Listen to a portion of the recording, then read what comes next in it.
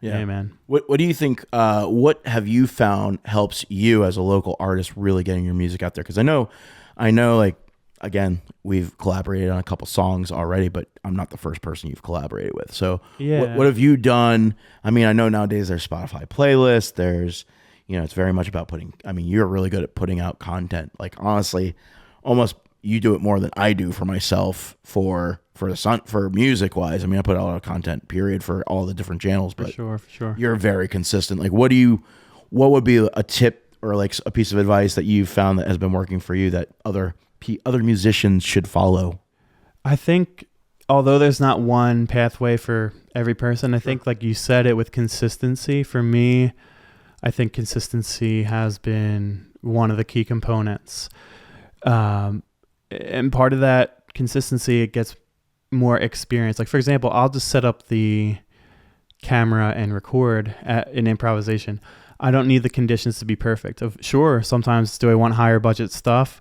Great, I'll plan and budget for it down the line. But I'm not going to let imperfect conditions prohibit me or prevent me from doing what I need to do, because it's not only... Things can serve multiple purposes. You're recording, you're getting good at the limelight being on you, and you're saving material. You can be spontaneous when you create material and have it recorded and saved. And then, yeah, sure, with piano, it's easier because you can put the phone on the fall board on the end, but it just enables you to get some daily content. And just, you put me on and a couple other people to YouTube Shorts and how valuable they can be in growing the getting followers, how Shorts have been a big way into that. And I think a lot of it, again, is not paying too much attention to the numbers, but really having a vision of what I want to create musically, different projects I want to be engaged in, and being consistent with putting content out and trusting that things will grow steadily. And if something blows up like in a great way, then that's awesome too, but I'm not going to be deterred by numbers not being what I want every time. And I think that can be a big deterrent. And it's tough because like Instagram, I remember at one point for their reels, before it was more pay to play, Instagram at one point you could hit on a reel early on for a lot of views, but then there is a breaking point where it became you really needed to do paid advertisements. Now I do some of those, but all to say is it was hard at first to not, look at it and see it for what it was and keep going, because it's just kind of frustrating. But yeah, I think consistency is worth it in the end, especially if you trust and believe in your product and what you and your music, your art. Yeah. Yeah, that's the big thing that people, I mean, again, I own a marketing company, so this is a lot of the stuff that I give businesses advice. They pay me to do it, but just consistently putting things out is literally the foundation of growing your following online, whether you're a business or a musician. But that's also what those algorithms want to see. That's what those channels want to see. Like, honestly, like that's kind of how you figure out what's working too, and what hashtags and what formats you're building your tribe and your community and your following is the big thing.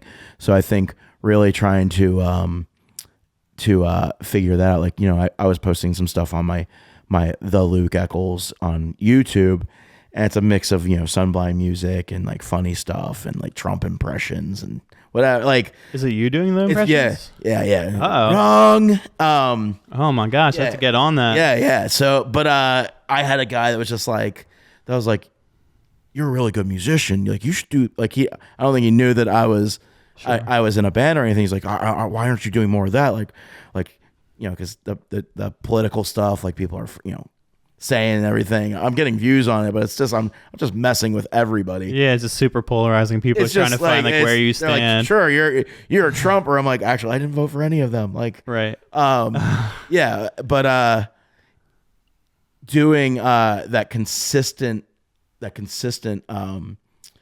content.